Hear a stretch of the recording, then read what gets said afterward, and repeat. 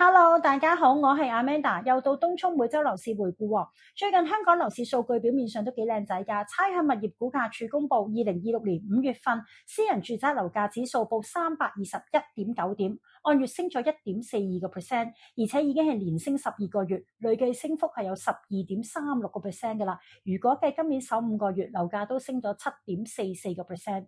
個數字點睇呢？簡單啲講，即係話由舊年嘅低位到而家，樓價確實有個幾明顯嘅反彈，尤其設立之後啦，市場氣氛改善咗，投資者、用家、外來資金都開始重新入市喎。再加上咧租金表現好強，租金指數連續創新高，令到唔少人覺得，咦，而家買樓收租好似都幾吸引喎。咁啊，同一時間中原城市領先指數 CCL 最新係報159.94點，連升咗4個禮拜，累計升幅係1.58%，差少少就重上翻160點嘅水平，咁亦都係近3年嘅高位啦。咁聽到呢度，大家可能會問啦，哇，啲數字咁勁，係咪即係樓市全面轉勢？係咪要即刻追入市呢？咁我又唔會咁簡單講嘅，因為如果你睇翻6月份啦，其實成交節奏明顯係慢咗好多㗎。咁6月份嘅一手成交暫時大約係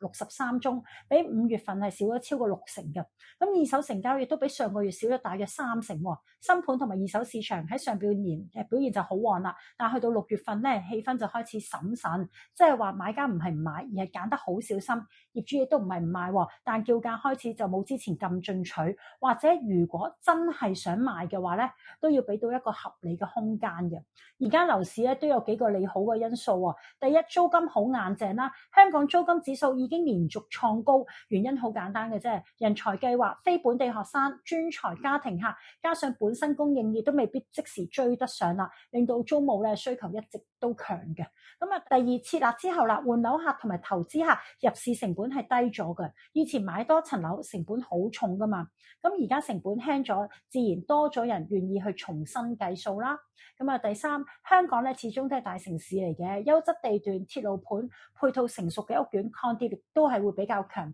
但係其實樓市嘅隱憂都唔少喎。咁啊，第一啦，利息走勢，市場一直都期望減息，但如果美國嘅通脹反覆，聯儲局未必咁快減息，甚至市場咧都擔心有機會重新加息喎。供樓成本如果繼續高，買家自然計數都會計得清楚啲啦。咁啊，第二，北水流向，近排咧市場都好關注內地監管跨境資金流動。如果內地買家資金南下買香港樓嘅渠道收窄，對於豪宅啊、新盤啊、大單位成交就一定會有影響啦。近期內地買家佔整體嘅成交比例都唔低㗎，成交金額佔嘅比例仲更加高添，反映佢哋好多都係買新樓或者係大單位嘅。如果呢批購買力減弱，某啲板塊就可能會有啲壓力啦。咁啊，第三啦，本地經濟同埋消費氣氛啦，大家都感受到啦，近年好多香港人都不想消費啊。咁香港嘅零售啊、飲食業啊，壓力都唔細喎。例如銅鑼灣啊、旺角啊，商場吉鋪都多咗啦。咁如果高收入職位增長放慢嘅話咧，對於樓市嘅購買力咧就一定會有啲影響嘅。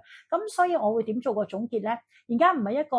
盲搶嘅樓市，亦都唔係一個全面睇淡嘅樓市，係一個有承接但要識揀嘅市場。如果你買樓自住，最重要就唔係話搏中最低位啦，而係計翻你自己嘅供款能力啊，揀啱屋苑，揀啱單位嘅質素。如果你係投資嘅話咧，咁就要特別睇下租金回報啦，未來放租嘅能力啦，同埋流通量同埋入場價。咁好啦，講翻我哋東涌區啦。2026年6月22號至到6月28日啦，咁東涌區嘅二手成交咧合共有4宗嘅，咁屋苑分佈就係咁啦，影灣園1宗，東堤灣畔1宗，影岸紅1宗，水南天岸1宗嘅，咁當中咧有3宗集中喺星期六日，即係話週末日嘅成交咧就特別啲明顯嘅，咁我哋逐宗成交去分析一下啦。咁第一宗咧，先講一個比較特別啲嘅，就係影灣園3期10座低層嘅 A 加 B 室，一個自製雙連單位。咁實用面積咧 ，A 室就912尺，B 室就748尺，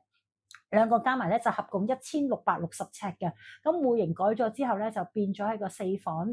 有套房加埋3個廁所嘅單位啦。咁成交價咧就1380萬，平均尺價8313蚊。咁業主買入嘅背景都幾有意思嘅。A 室咧就2010年以520萬買入， B 室同樣都係啦，2010年以380萬買入，咁兩間咧買入價加埋就900萬，咁今次1380萬賣出啦，帳面係賺咗480萬嘅。呢個單位最大嘅賣點咧就係面積夠大啦，仲係自製相連，望泳池景。對於東涌嚟講咧，1600尺以上嘅單位咧就唔係成日都有供應。對於一啲大家庭啦，或者想有比較多啲嘅活動空間嘅買家嚟講咧，都幾有吸引力嘅。但係點解尺價去到8000幾蚊尺咁平咧？相對其他三房單位咧，好似低咗一截喎。咁原因好簡單嘅啫，單位裝修咧就比較殘少少，要預翻一筆裝修費啦，加上佢係自製雙連單位，咁買家群咧就會比較窄嘅，唔係人人都需要咁大嘅面積咧，亦都唔係個個願意接手之後再做一個比較大嘅裝修嘅。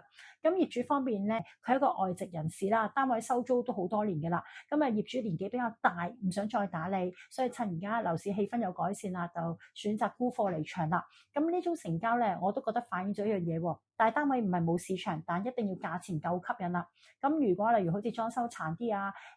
碼數大、買家群窄嘅話咧，業主亦都唔可以用一個普通靚裝三房去叫價嘅。所以今次8000幾蚊尺咧，對於買家嚟講咧，係用時間同埋裝修成本換一個大面積嘅入場機會嘅。咁啊，第二宗咯就係藍天海岸3期影岸紅 A 座中層 G 室，實用面積441尺，戶型係一房一廁嘅，成交價錢600萬，平均尺價13605蚊。業主喺2015年以503萬8千買入，今次600萬賣出，帳面賺咗係96萬2千嘅。咁呢個單位咧都有幾個賣點嘅。咁第一，連埋露台啦；第二就近東匯城；第三就向南嘅，望翻東匯城同埋富東村方向啦。咁第四，影岸紅本身嘅位置方面喎，對於想近港鐵站、近商場、生活配套齊全嘅買家嚟講咧，一向都有啲需求嘅。今次買家咧就係本區嘅住客買嚟俾家人住，咁呢類單位咧喺東涌其實都幾常見，好多家庭本身係住開東涌，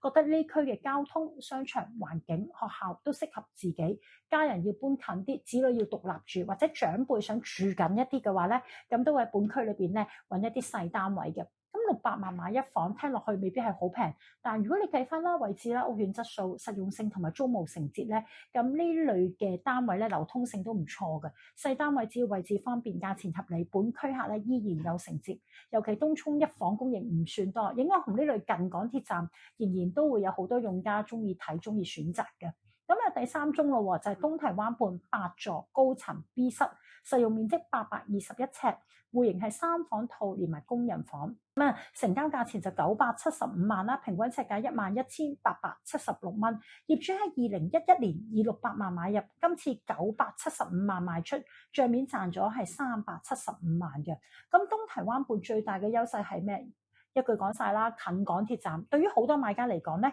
東涌買樓最重要就係交通啊嘛。東堤灣畔行去港鐵站、東匯城都非常之方便嘅，幾分鐘嘅路程嘅啫。咁啊，生活配套成熟，屋苑管理同埋質素都有一定口碑。咁今次成交就係高層啦，望機場海景，質素都唔錯㗎。咁3房連埋工人房，工人房有獨立廁所，對於家庭客嚟講咧好實用，尤其有小朋友啊或者長輩同住，多一間工人房多個廁所，生活上都差好遠啦。咁我自己覺得咧，東堤灣畔呢類盤咧唔一定係最平，但佢勝在夠穩陣啊嘛。當市況好，佢就有升幅；市況靜嘅話咧，佢都有基本嘅支持，因為用家需求好清澈啊。近港鐵站永遠都係硬道理嚟㗎啦。咁啊，第四宗咯，水南天岸5座高層 A 室，實用面積749尺，戶型就係3房套嘅單位。咁成交價咧就1000萬嘅，平均尺價13351蚊尺。業主喺2008年啦，以495萬2千買入，